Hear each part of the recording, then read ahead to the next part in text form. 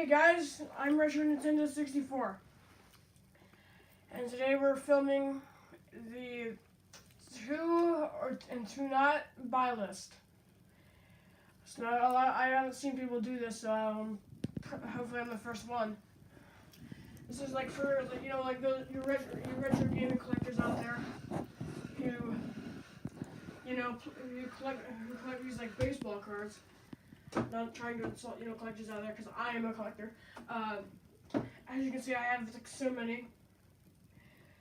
Ones, if you want to just collect like the classics, one I recommend. It's not really a classic, but I highly recommend Afterburner on NES. It's I know I'll do like a review on like Tengen in like another video, but it's a really good game. You guys should try this. You guys. Another good one is Kung Fu. This game is good. I know these games are pretty cheap. Like if you like the classics, like Mario 3, Mario 2, Donkey Kong classics. Those are expensive, but normally like anything other than classics are cheap. Like this game is very cheap for a game of its kind. This game is not only fun, but it's addictive. If you're a real retro gamer out there, you know what I mean.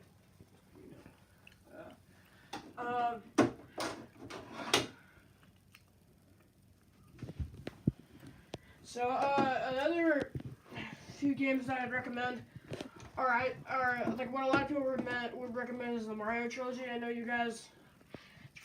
This game is probably like the first in anybody's collection. It wasn't mine. But as you see, I have two of these. One is Mario and Duck Hunt, and one is Mario and Duck Hunt in general, and then Mario, Duck Hunt, and Roller Coaster Track Meet. Roller Coaster Track Meet, I'd highly recommend that you buy.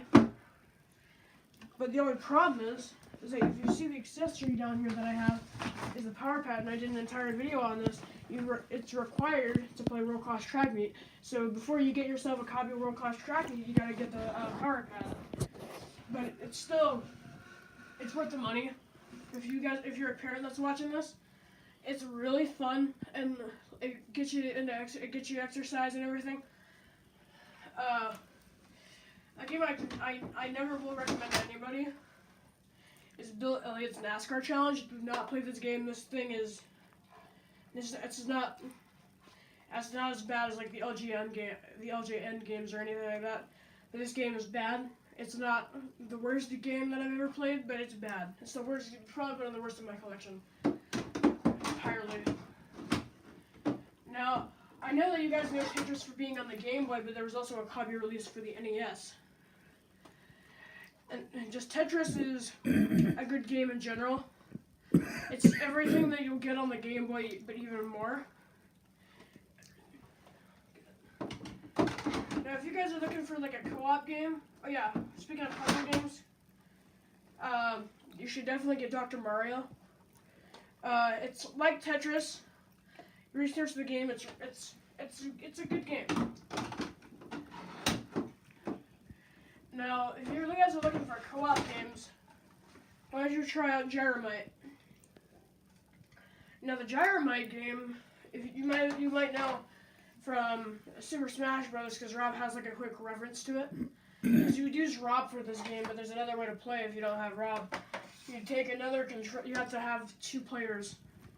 But if you want to spend a lot of money on the robot because you don't have a second player, good luck. Or I've done it this way. It's okay. You take your two controllers and you just play, with your two controllers. But hey, this is a good game.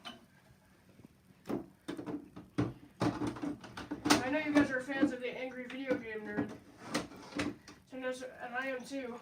Surprisingly, I have this Dr. Jekyll and Mr. Hyde. It's actually like the newest game in my collection right now.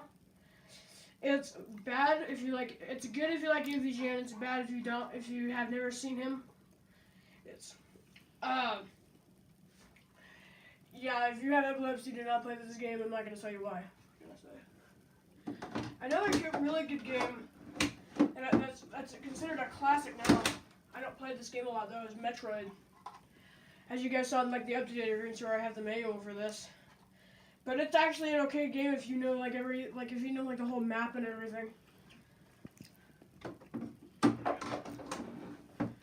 As you guys know, Legend of Zelda, it's a good game. I'm in the middle about Legend of Zelda games for me, but I know some of you guys like it. A good game, like a really good game, is Excitebike. I know like some of you retro collectors have heard of this, Excitebike. Yeah. Basically like a dirt bike racing game, and it's one of actually like the first maker games out there, where you can design like a level and everything. You can design your own course. You guys know about Mike Tyson's Punch-Out, but did you know it was re-released as Punch-Out? Now I recommend either both Mike Tyson's Punch-Out and Punch-Out. It's a good game. Like it's highly addicting. Like if you lose like a match, you'll want to get back up and play again. Another good game if you have a CRT and a zapper is Hogan's Alley. This is like a shooting range kind of game. It's really fun and it kind of shows off the zapper's abilities as a whole. Yeah, you guys should definitely play this.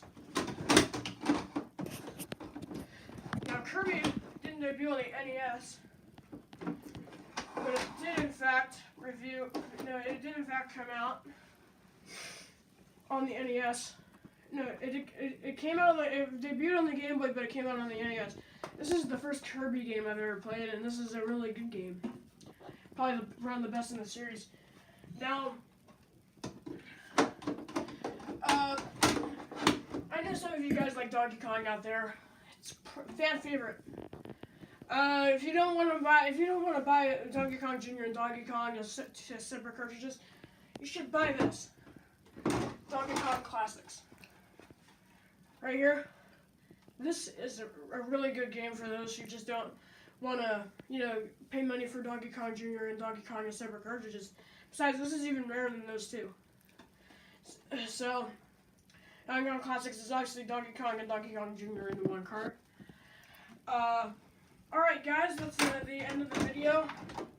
Stay retro. And I'll be uploading next week as well as I'll be streaming on Friday. I'm sorry I missed a week. I was sick with the flu. And stay retro.